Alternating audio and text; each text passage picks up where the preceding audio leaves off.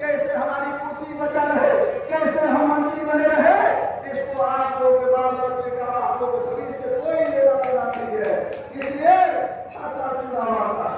हम लोग सरकार को कहते हैं कि गिरोही कमीशन जो भारत सरकार ने अभी पिछला वर्गीकरण की अनुशंसा कर दिया है, उसके अनुशंसा के आलोक में आप उसको वर्गीकरण करिए, ताकि हमारे वर्गीय पिछड़ा समाज के लोग हैं जो 40% आबादी है इस बिहार में, उसका भी बेटा डॉक्टर, इंजीनियर और IAS IPS बने। आज तक आजादी से लेकर 2025 चल रहा है, आपके बाल बच्चों को IAS और IPS बनने से रोक दिया है। इसलिए एक जोरदार आंदोलन की जरूरत है इस देश में, इस बिहार में। और यह जो आंदोलन है इसी हाजीपुर बिहार से आज इस आंदोलन को हम लोग शुरू किए हैं। जो आंदोलन जो है पूरे देश में फैलने वाला है। इसलिए जब जहां आंदोलन चलाए, इस कार्यक्रम में रोज चला है आरक्षण बचाव में, जो दिया जलाया है, जो दीपक जलाया है, जो आपके बाल बच्चों को पुलिस में जो उसको प्रकाश लाने वाला है, उस दिया को बुझने नहीं देना है, उस प्रकार को समाप्त नहीं होने देना है, उस प्रकाश को पूरे देश में फैलाना है। और इस प्रकार से जबरदस्त अपने शक्ति के बल पर, संख्या बल के बल पर उसको गिरोही कमीशन की पिछड़ा करके सरकार में हम लोग लेना है। अगर सरकार हमारी बात नहीं सुनती है, हर 5 साल में चुनाव आता है और बाबा साहेब भीमराव अम्बेडकर ने एक वोट का अधिकार दिया है, सबका बराबर वोट है। बड़े राष्ट्रपति का बेटा हो या कोई गरीब का संतान हो, सबका वोट बराबर है। जब वोटे से राजा होगा तो सबसे ज्यादा संख्या छोड़ जाता है, कमजोर जाता है, इसके राजा कौन होना चाहिए? छोट जात के लोग होना चाहिए। अरे पैसा नहीं है, जमीन नहीं है, धन नहीं है, व्यक्ति नहीं है, माल नहीं है, पैसा चाहिए उसको करने के लिए। लेकिन जो आपके पास जो बाबा साहब भीमराव अम्बेडकर जी ने आपको एक वोट का जो अधिकार दिया है, उसमें कोई पैसा लगता है क्या? उसमें कोई पैसा लगता है वोट देने में?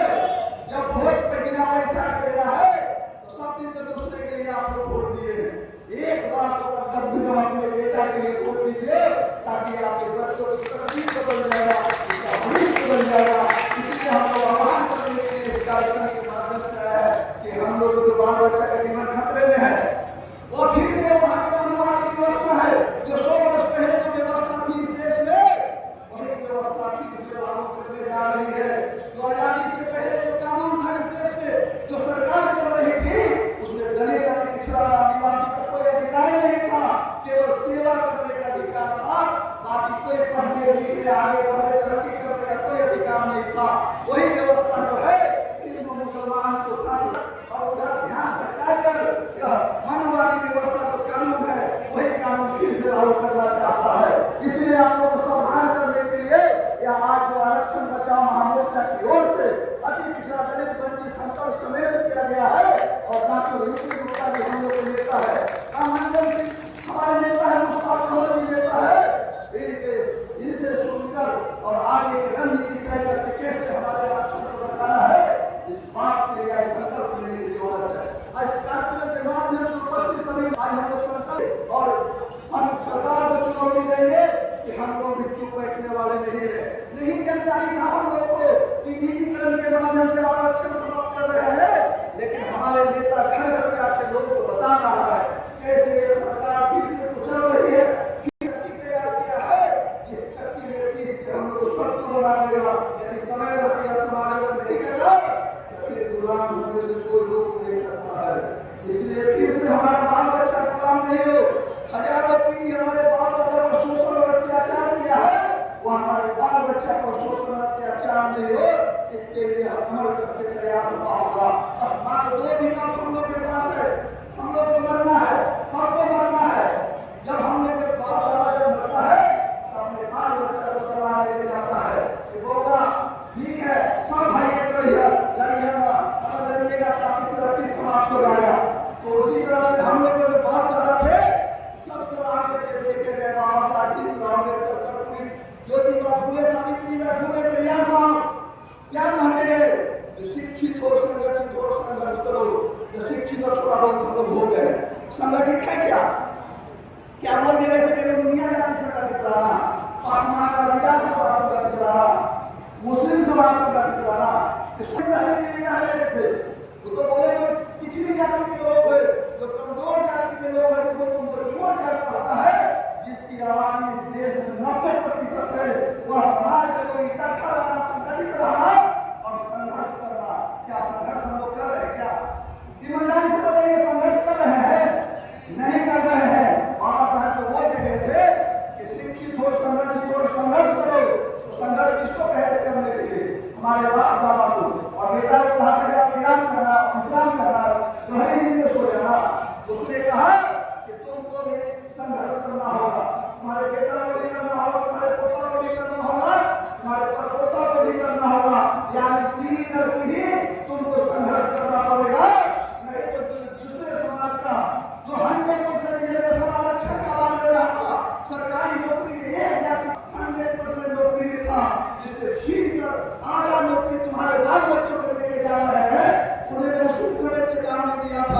कि हमको डर लग रहा है कि हमको मरने के बाद यह समाज हो जाएगा।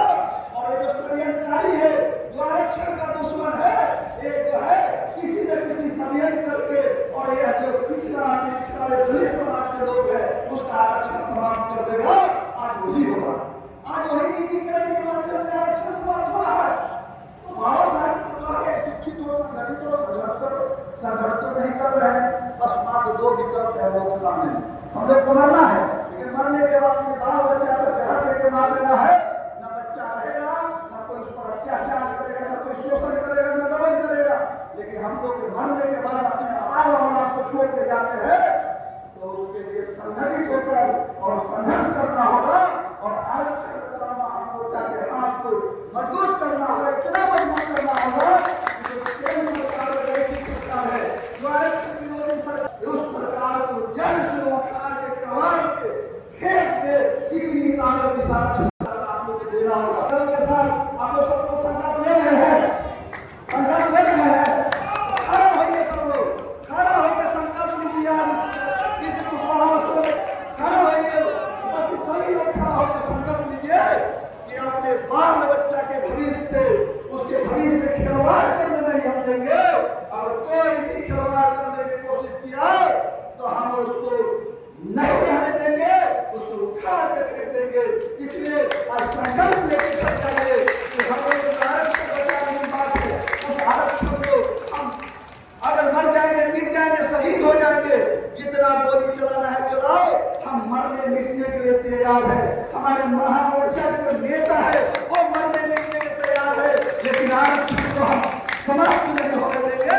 यही कहकर अपनी वाणी को विराम देता हूँ और कर्मवीर ठाकुर जी और बाबा साहेब भीमराव अम्बेडकर जी के चरणों में अपना श्रद्धा सुमन अर्पित करते हुए अपनी वाणी को विराम देता हूँ। और भारी संख्या में हमारी नाम आई है, हमारे नौजवान आए हैं, यहाँ छोटे छोटे बच्चे और बच्चियां आई है, उसको हम हृदय से आभार करते हैं, हम उनको धन्यवाद देते हैं कि आपने एक आभार बरसात के समय सुबह से है प्रणाम और नमस्कार करते हुए अपनी वाणी को विराम देता हूँ। जय कपूरी, जय भीम, आरक्षण बचाओ महामोर्चा जिंदाबाद, आरक्षण बचाओ महामोर्चा जिंदाबाद,